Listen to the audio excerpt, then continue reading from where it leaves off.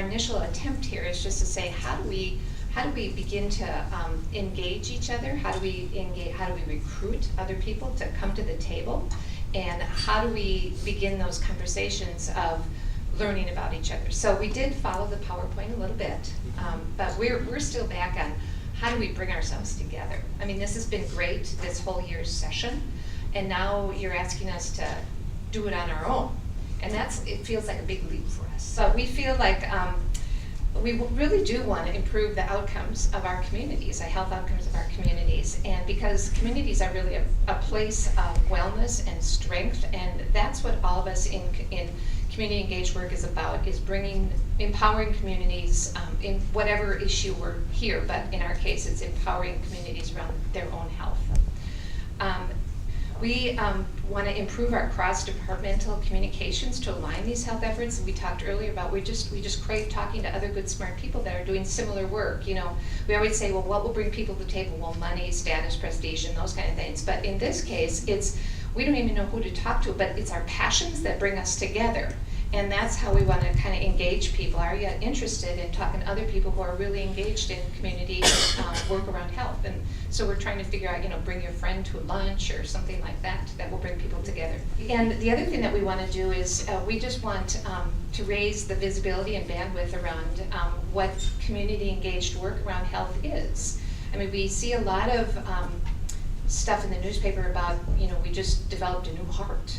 That's kind of big stuff, or we're curing diabetes or HIV or something like that. But, how do we talk about the community engaged work we do and the power that we have to increase the community's ability to take care of itself? One of the vehicles to do that, we thought, again, bring people together.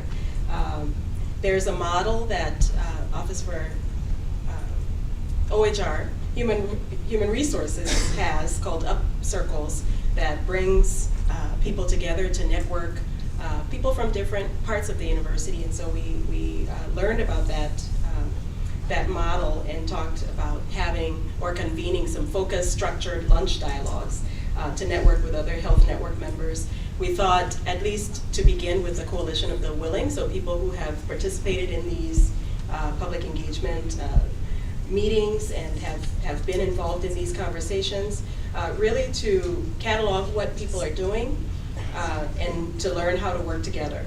And we expand on that a little bit in terms of the goals and the strengths. Again, just to identify each other's skills, knowledge, and abilities. So we talked a little about dismantling the silos that exist, but thought we should use language that people can actually hear. So realignment, and there may be some other words, realignment of the silos that exist, especially as it relates to people's ownership of their projects.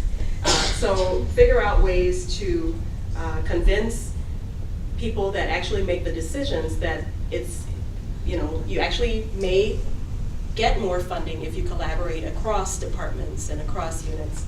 And then just raising the profile of community engaged work around health. And so as a next step, or one of our next steps, would be to actually plan that first lunch dialogue. We didn't get to when that would be, but we talked about some motivating factors to actually get people around the table is to actually have some really good food.